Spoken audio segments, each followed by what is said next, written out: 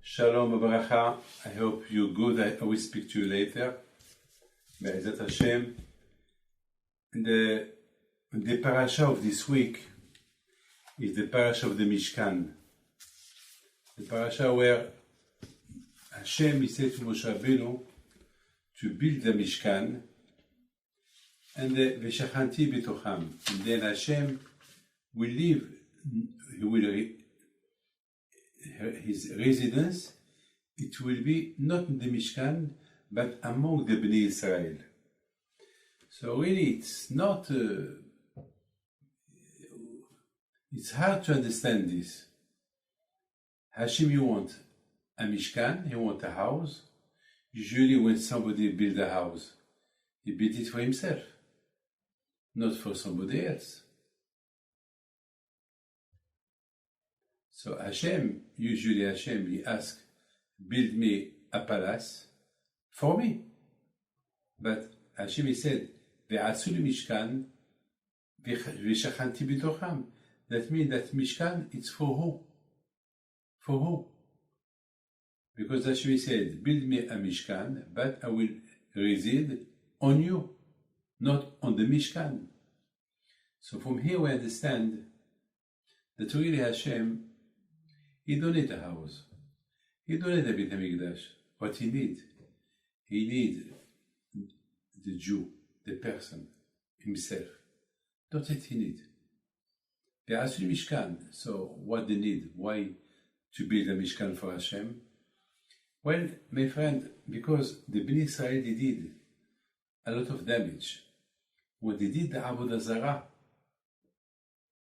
when they did the golden calf, that was something that unforgettable. Hashem cannot forget that. It's terrible. So Hashem said, well, now I don't trust you anymore. I thought, after all what you saw in Egypt, I thought when you heard me saying, Anochi Hashem Elokecha, I am Hashem, your Elokim, and as the Gemara said, as Shlomo Melech said, Nafshi Yetz'a B'dabero. When Hashem said, Anochi, all the Jews died. Nafshi Yetz'a B'dabero. And Hashem, he made them alive again, like Techet HaMitim. Because the Torah was crying. The Torah said to Hashem, Ribono shel olam, if you kill everybody, so who will study me? Who will respect me? So it's the end of the world. Hashem wanted to show the Bnei Israel that he is the boss. He's the Baal HaBayit. He's the one who can give life, can give death. He's the one who can. We saw miracles this year with the corona. We saw people really dying, the end. And we saw miracles that they come back. We saw those stories about Mamash. I can tell you that this is the time, this corona time, is the time that people should open their eyes and to understand that there is a Baal HaBayit, there is a boss. There is a COVID that nobody still did not understand what to do. The vaccines, I did the 2 vaccines, but there is no guarantee, nothing. I spoke to the best doctors, and I read a lot about this corona. And this corona is going up and up and up. Well, now it's reduced with the vaccines, but what about in 6 months? 1 year, 2 years, I don't know. Do we have to live with it or not? But anyway, this corona showed us that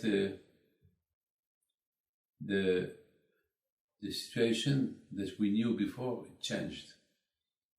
Marriage, bar mitzvot, restaurants, life have changed a lot. I mean, can you imagine that Hashem, he showed us that he can paralyze the world in 1 minute. in 1 second, in a few hours. You can, if you want. Can you imagine the 10 plagues that Hashem gave to the Egyptian? Can you imagine?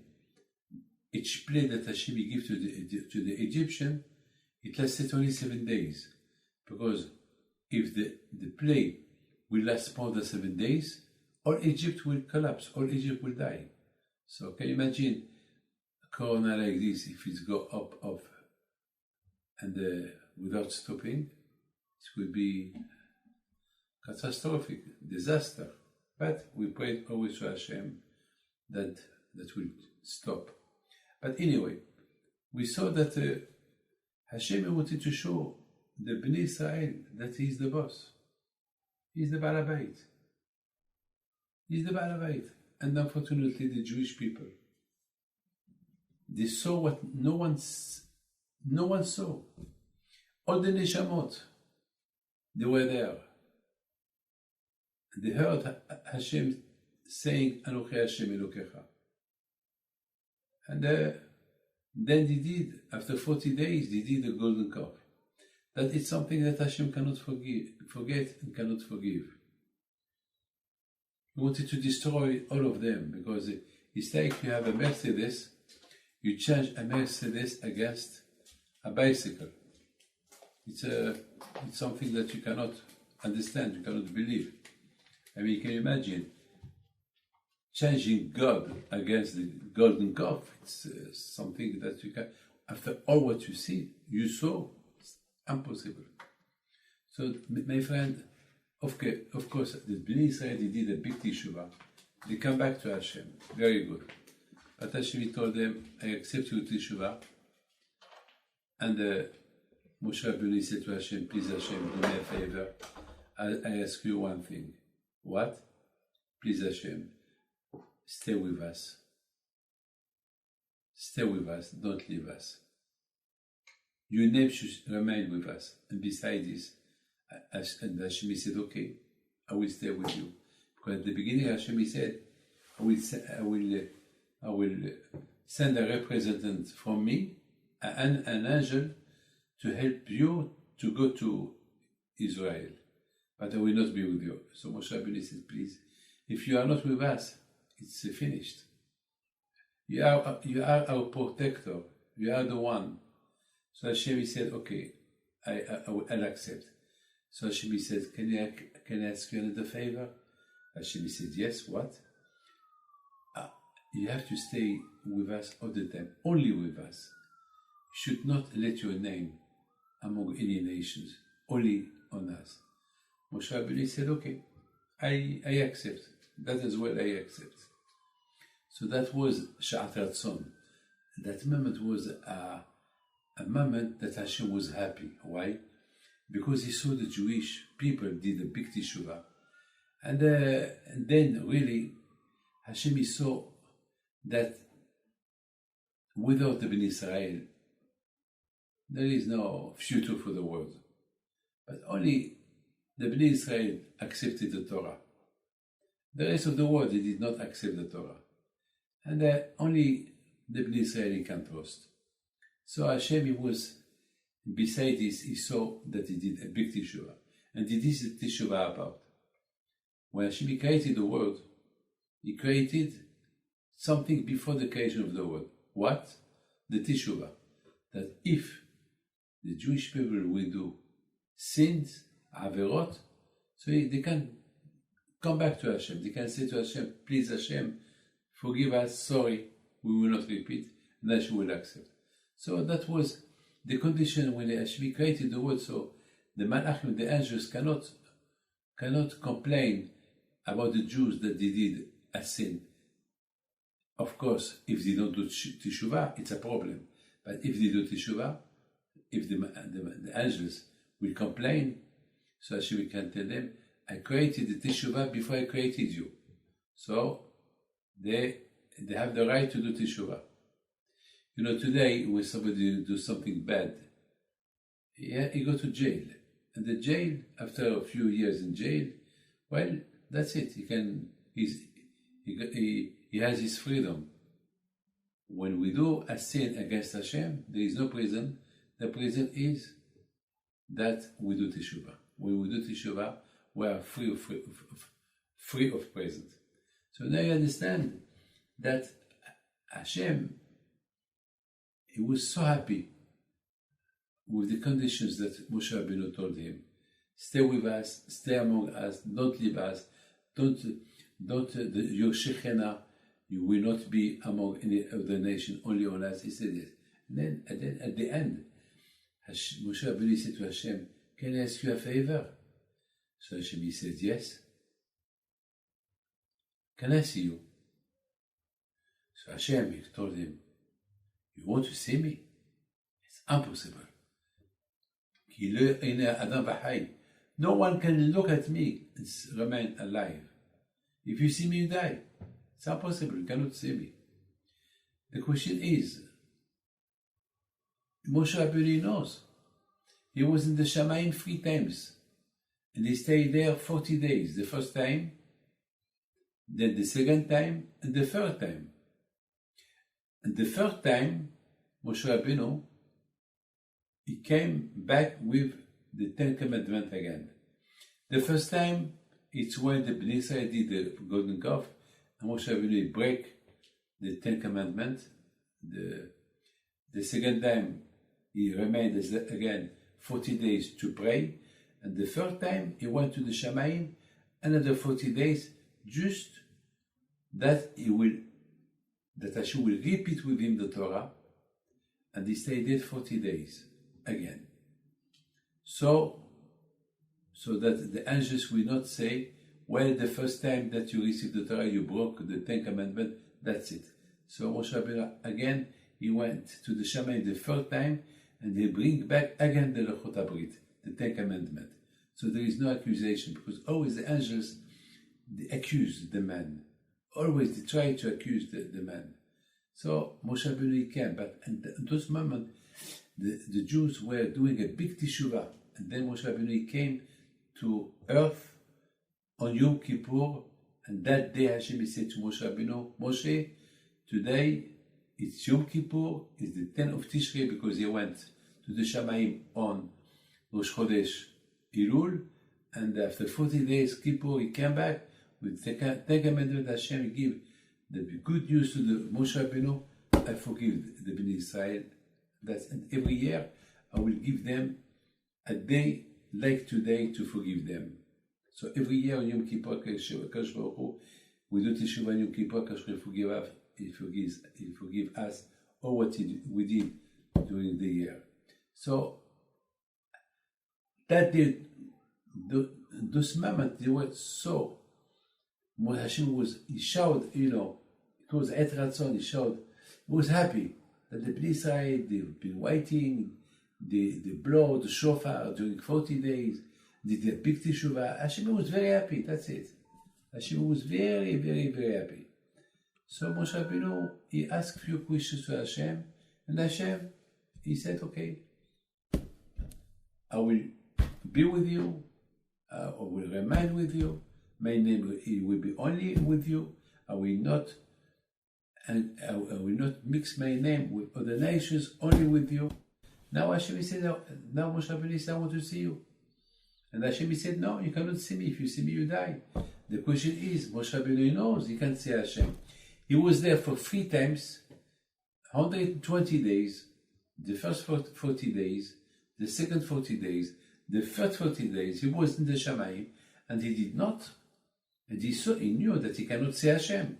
So the question is, Moshe, you can be as big as you are. You cannot ask that kind of question. I mean, the first time when Hashem appeared to Moshe, Moshe closed his eyes, not to see the Shekhinah. He closed, even the Matan Torah, Moshe Rabbeinu, he did all his best not to look at the aureole, at the vision of Hashem. And I don't understand. Now, he said to Hashem, I want to see you. And Hashem asked, the answer of Hashem, you cannot see my face, but you can see my back. Between you and me, what it is the difference between the face and the back? I mean, you know me. if you see my face, you know who I am. If I see my back, you know who I am, because we recognize people from the back. So I did not understand the meaning of Hashem that he told Moshe Rabbeinu. You cannot see me, because if you see me, you die. But you can see my back. But, I mean, what difference if you see the front of the back is the same? And besides this, Moshe, you know, you cannot see Hashem. If you see the face of Hashem, you die. So, and what the difference? Why, if you see the back of Hashem, he will not die? What does that mean? I thought something incredible, really, and I am happy that Hashem opened my eyes to understand this. I am now 70 years. Every year, I try to understand this, and I never understood exactly the meaning of you cannot see my face, but you can see my back. What is the difference? And I did not understand Moshé that he said, I want to see you. I mean, you can't see Hashem. What you want to take advantage because Hashem, he accepts your all your desire. What you want to take advantage of Hashem to have the chutzpah to tell Hashem, I want to see you. My friend, I have to tell you something. One question as a Jew. Of course, if I ask you, you believe in Hashem, you will tell me yes. You keep Shabbat, of course. You do this, yes. You love Hashem, yes. But do we know what it is loving Hashem? Do we know what it is loving Hashem? 3 times a day we say, ואהבת את השם אלוקיך בכל לבבך, בכל נפשך. 3 times a day we mention to Hashem that we love Him. But do you know what it is love? I know that money, we love the money. With the money we can do everything. But with the money we cannot buy love. No, we can buy everything, but you cannot buy somebody to love you. No, it's impossible. I mean, to love somebody, it doesn't come easily. To love somebody, you have to know him so well, so you can love him. So to love Hashem, it's not even Rabbi Akiva. All his life, he was having this kind of question: do I really love Hashem or not? Every time I say I love Hashem, do we really? But when the Roman, they started to kill him because he was teaching Torah to the Jewish people, and the Roman at that time, they said anyone who teach Torah sentenced to death. So they started to kill him, and he was happy, and he was saying Shema Israel. His Talmidim, his student, he told him, Rabbi, you love so much Hashem like that. So he said, yes, all my life I did not know if I love him or not. Now that they are killing me, this is the time to show them how much I love Hashem, and that I am willing to die for the name of Hashem. This is love. This is love. My friend, pleasures. There is always a limit of pleasure in this world. You can be billionaire. You can be the most powerful man in the world. You can have all kinds of pleasure in the world. All this has a limit. En shilton biyom hamavet. Once the person passes away, finished. You cannot buy life with money. En shilton biyom hamavet. Even the king of the kings, the day when the day came to die, he cannot buy like Alexander the Great, or Jules Caesar, or I don't know, Paro, or Nebuchadnezzar, all those big kings that they ruled the world. When the time came to die, they died. What about all their powerful life? It's finished. And the day when the day came, finished. So my friend, in this world, the pleasures, money, life, everything is limited. And even the happiness, it's limited. One day you're happy, one day you are sad, one day you have everything, one day you have nothing, one day there is shalom bayit, one day there is no shalom bayit, every time, every day there is something. But up there, it's pleasure. If you have the zichut, the merit, to have Gan Eden, because you've been a good Jew in your life, so up there, the pleasure that you get up there has no price.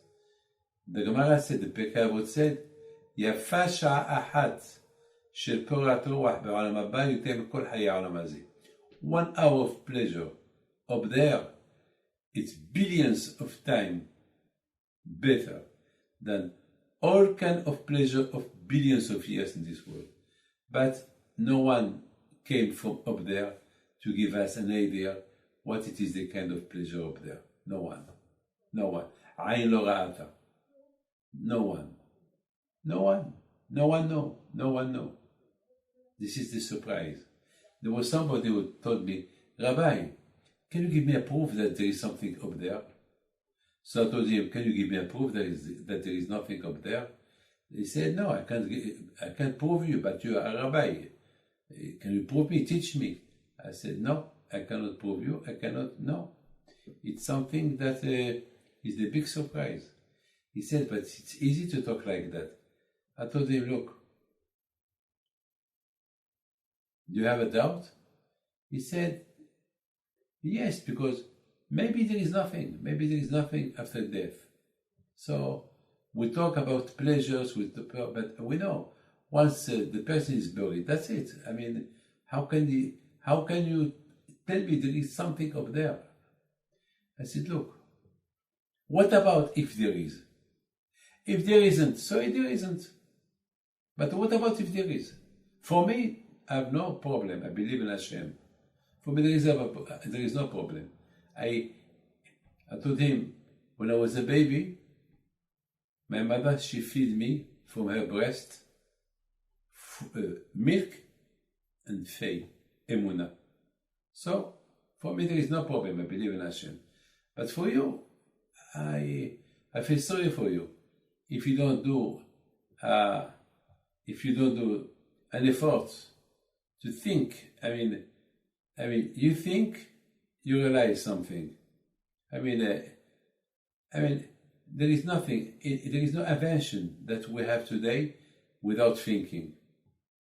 Technology, everything. I mean, you think well, you find the prophet said, the prophet said, look up the sky and see who created all this. Hashem. The world it hasn't been created like that. No, there is Hashem. So I told him, well, it's up to you. This is the reward that Hashem gives. Because Hashem, exactly, He wants that you will find Him. It's like when you lose something, you look till you find. You come to this world, you have to look, where is Hashem? Where is Hashem? You must find Him. And when you find Him, like to make money, you have to work hard to make money. And everything, it's something that you have to work. To find a good woman to get married to, you must look. Matzah isha, matzah tov. Eshet chayil mimtza. I mean, even everything in this world you have to look for.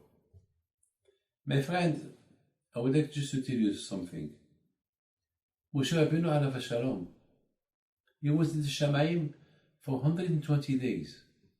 The first 40 days, the second 40 days, the third 40 days. And the third 40 days, they were the most beautiful days that Moshé Rabbeinu had with Hashem. That when Hashem forgive the Jews for the golden calf that He did, and now we want to remain with them, and we love to live with them, and He wants to be And he asked Moshe Rabbeinu, build me a house to remain among them. That every time they saw the Beit HaMikdash, so they will know that I am among them. Can you imagine this? That Hashem is with us. As he promised, today we have no Beit HaMikdash. Okay. There is Shul, there is Bnei Torah, there is Yeshivot, Kolelim. Anyway, wherever you go, you study Torah, Hashem is there. Yes. Wherever you mention the name of Hashem, Hashem will come and bless you. Yes. So, what was the question of Moshe Rabbeinu? Hashem, do me a favor. I've been here for 120 years. Do me a favor. I want to feel the joy, the pleasure that the people have after death in this world. Na'olam haba. You understand? That's what Moshe, I think. Moshe Rabbeinu didn't ask Hashem, I want to see your face. He wanted just to see, to feel something. Na'olam haba. Yes. Like Shabbat. Me'en olam haba. Shabbat has something of olam haba. Not all olam haba, not all the pleasure of olam haba, but me'en. Something.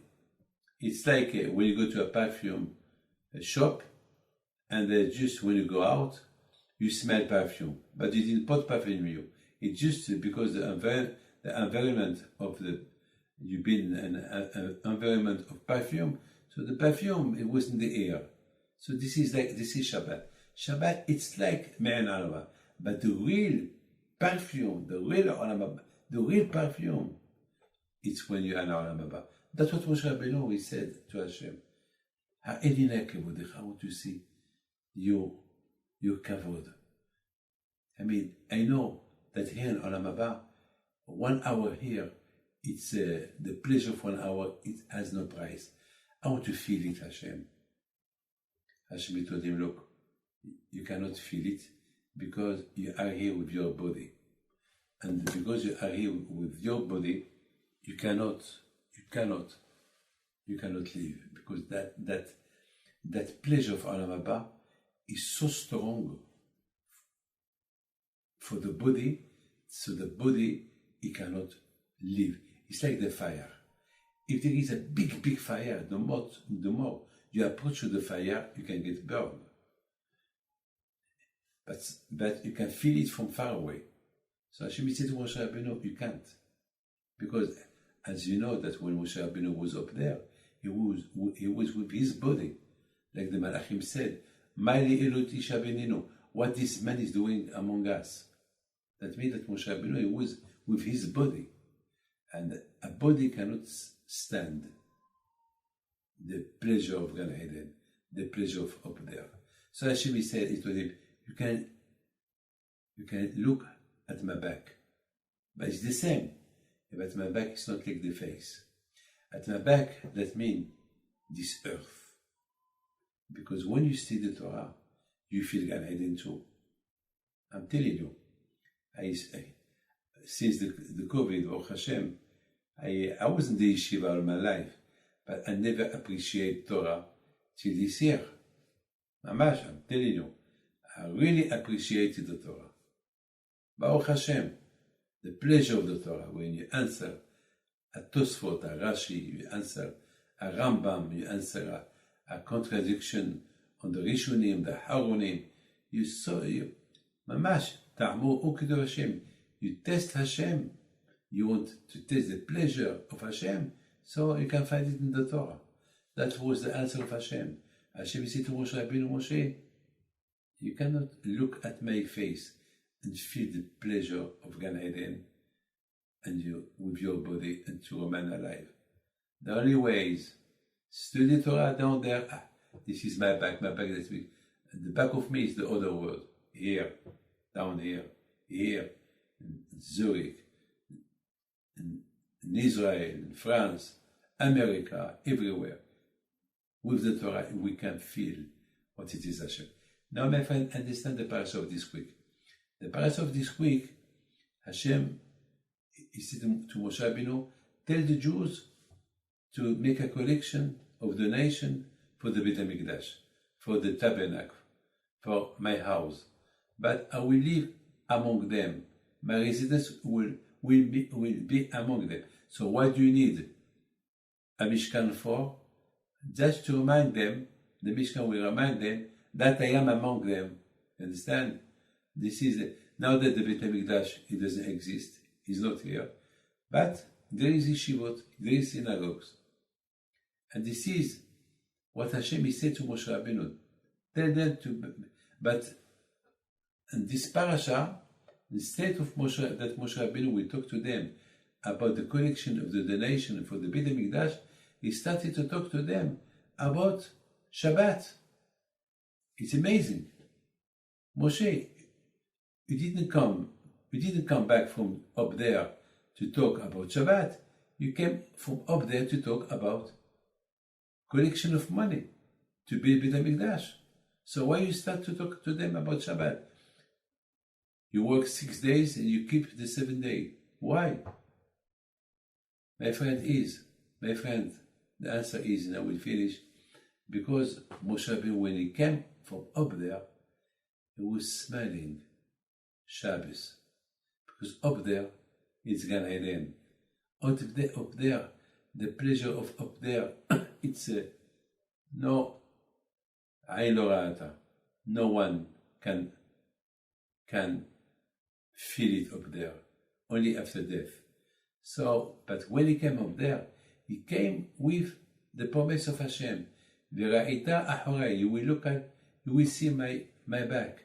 You can't see my face, but my back you can see. What it is, the back of Hashem is here, in this world. This is the back of Hashem. The face of Hashem is up there. The back of Hashem is down here. And down here what there is, the word of Torah, the word of mitzvot. Here you can do them. Up there you cannot do them. You cannot do them. But when you do them here, you will get the reward there. And when you do Torah and mitzvot, so you will have the pleasure of Shabbat, of Gan Eden. I promise you that the pleasure of Gan Eden, you can find it. Where? On the Torah, when you study. We listen a Shiur Torah. And besides, this is the reason why when you study Torah on Shabbat, the reward is like you study the whole Torah. Shmirat Shabbat, Keneged Kol HaTorah. Anyone who keeps Shabbat, it's like he studies all the Torah. It's like he keeps all the mitzvot of the Torah. Why? Because the main reason why Hashem created the world is for Torah. It's for Torah. And Sunday, Monday, Tuesday, Wednesday, Thursday, Friday, on Saturday, Shabbat, Saturday. Saturday is for what? Hashem did not create nothing on Shabbat. But what he did, he rested. Why he rested? Because the only day that a man can connect himself to Hashem is only the day that he is not allowed to work, Shabbat. On Shabbat, you could become the partner of Hashem, the one who created the world. By keeping Shabbat, you declare that Hashem is the creator. He is the one who created the world. So you become his partner. So you can have, as a partner of Hashem, so you can have the sweet taste of Gan Eden. This is the reward that Hashem give you. Till after 120 years, that you will enjoy the full taste of Shabbat, the full taste of Gan Eden, and to see the face of Hashem. So this is, and I would like just to finish one thing, and I will see you. You know, today, I forgot that there is a test tomorrow. I'm going to go to Ashdod tomorrow, B'ezrat Hashem, and tomorrow there is a big test of all the Bachori Yeshiva, who to answer all the questions of the Gemara of Kiddushin. And I forgot that each student that will answer certain answers will get 400 shekel. So I needed about 35,000 shekel. I forgot about that. And when they called me not to forget to bring the money, I had a problem because I was not prepared for that, because now it's Pesach, so we're a little bit busy for the tzedakot, for the aniyim, and I was not prepared for this. At least if they give me one day, you know, the yeshivot, they live only with miracles, the yeshivot. I mean, you can imagine, it's not easy, especially when you don't travel, you don't go nowhere, it's not easy. So I started laughing. I said, well, I don't care. I have till tomorrow. And then Leo Marciano told me there is X person that you want to see me. I told him, let him come. And before he came, I told him, you know, Leo, this man is going to give me 26,000 shekel. At least to pay the Bachur Yeshiva. So he said, but you need more. I said, for what I need, maybe ask Hashem, if Hashem give me 26, that means he can give me the rest. Then somebody came and he told me, I just came to give you something that I decided to give you. I told him 26,000 shekel. He said, yes. How do you know? I said, no. I called you earlier. How much I told you I need? And your master said, 26,000 shekel. Hey, he's going to give you. Now I had another problem. My son, Rabbi Michael, came and he told me, Papa, you know, we need to give to the Rosh Yeshiva what we owe him since last year. How much? 26,000 shekel. Wow. So I lost. So now I'm still back to square one. I need the 36, the 35, I don't know, 1,000 shekel. And that was not the end. Look how HaKadosh Baruch Hu, he lived among us. Suddenly, my son, Rabbi Michael, told me, Papa, I forgot to tell you that there is X that he wants to see me. I study with him, he wants to see me, and I think he wants to give me something for you. I told him, maybe he will give you 26. He said, I don't think so, Papa. No, he's not a man. Maybe he give you 6,000 shekel, not 2. No, he will give you 26. So you know what? The 26,000 shekel that I give me back. He's going to give you, and you give it to the Rosh Yeshiva. What he will give you. 2 hours later, my son came. Papa, how did you know? He gave me 26,000 shekel. I said, this is the game that we play with Hashem. When you believe in Hashem, because he lives among you, even that there is no Beit HaMikdash, because so we are part of Hashem. Whatever we need, we ask Hashem, He give. Health, everything. And for me, the biggest gift that Hashem give me, He gave us this year, that Baruch Hashem, we're still alive. We have not been contaminated with this corona. You know how many hundreds of friends are lost in 1 year? You know, last year when I was in New York, 3 days before Purim, I was sitting next to my friend, big friend, Mr. Alex Klein. And I saw his face. I told him, Alex, I don't like your face. He said, yes, I feel a little bit tired. And he ate with me. And we stayed together, and he kissed my hand a few times. 3 days later, he died from corona. I mean, good, Hashem Yishmor, God forbid, I could have been